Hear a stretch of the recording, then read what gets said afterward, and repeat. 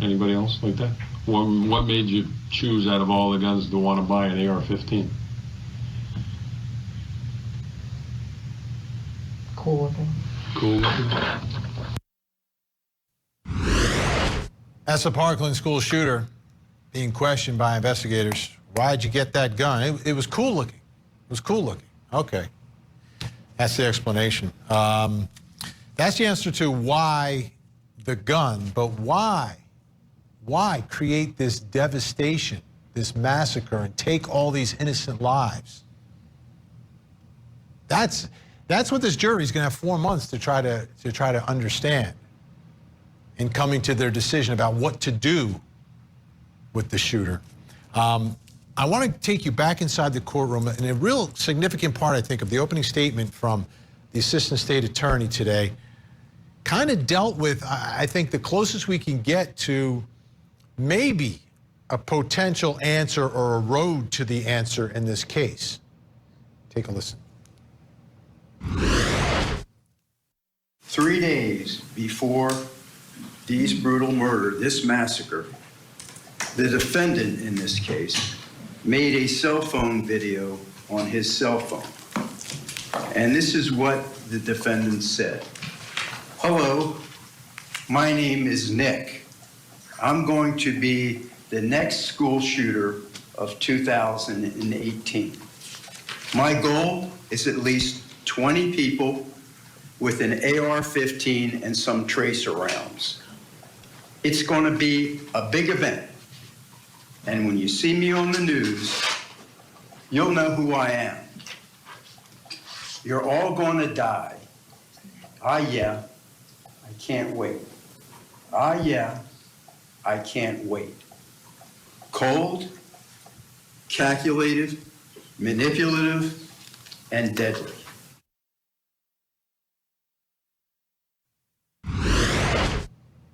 Could that be it? I mean, I'm sure there's another level to get inside the mind of the killer, but was it for notoriety? Because you're not going to hear me say his name. He's the Parkland shooter. He's the killer. He's a mass murderer. Let me bring in a special guest joining us to try to help work through all of this. Joining us from Portland, Oregon, psychotherapist, author of The Minds of Mass Killers, Understanding and Interrupting the Pathway to Violence. Shavaun Scott is with us. Shavaun, thank you so much for joining us tonight. Is that ever an easy question to answer? Why a mass murderer like this does what they do? Yeah, it's not easy for normal people to understand it, you know, and that's one of the reasons I wrote the book, because if you work with folks like this, if you work with murderers, you see patterns, and these guys that do the mass killings in public, they're remarkably consistent in their patterns. It's always a mix of several factors. It's sort of a perfect storm that includes the personality traits of the killer and or mental health conditions the killer may have, although many do not. And it includes social factors now, which is primarily the internet, which is fueling a lot of this behavior. Cultural factors include the veneration of warriors. And this particular killer was very into posing with military gear, and his videos on social media and photos on social media, he looks like he's in an action movie poster. So this culture has an influence on certain vulnerable individuals. And then, of course, the easy access to weapons of war. So when you put all those things together, you know, it starts to make sense. And these are factors that you see in all of the killers, in addition to the personality characteristics, which I can speak more about, and the mental health problems.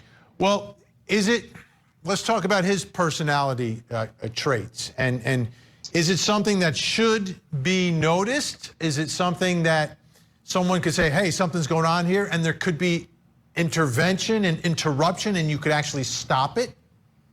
Yes, definitely. And that's the point. Usually these folks have been telegraphing that they're on a pathway to violence for weeks, months, even years, sometimes up to 10 years. You know, we've seen that. So it is best interrupted long before a person ever gets to the point of making a hit list and picking up a weapon. But unfortunately, as we're seeing all over the country, that's not happening. We're not intervening soon enough, or we're not intervening effectively. And the personality characteristics are three things that are, of course, different, may manifest somewhat differently in each person. But the first one is paranoia. And this is a person that tends to project out their anger at the world, and they blame other people or other groups of people for their unhappiness. And so the projection is a very dangerous thing, because sometimes the grudges that they hold turn into hit lists. The second personality factor is narcissism, and that is the urge to be famous. And it doesn't matter if they're going to be famous all over the news for killing a bunch of people. It's really the fame that drives them, and any attention is better than being ignored, basically. And then the third factor is psychopathy, what we often call a psychopath. And even though these guys may not meet full criteria to be a psychopath, although sometimes they do, the qualities of a psychopath are a very low empathy for other people. They also have low empathy for animals, often, as this killer did. They have a history of torturing or killing animals. And they have a capacity for cruelty and are often sadistic. And when you look at these events, which are very hard for all of us to watch, you can definitely see these factors at play.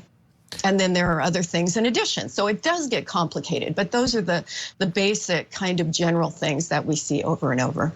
And Shavaun, while I have you here, I want to play one short piece of his reaction when there was a video playing in the courtroom of the shooting itself. I've got to warn everyone, you won't see it, but you will hear it. It is tough to listen to. But I want you to just take a look at his reaction. Just tell me any thoughts you have about what we saw today in the courtroom. Let's watch.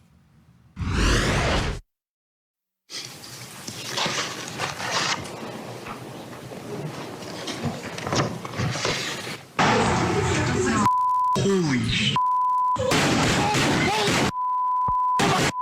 Oh my God!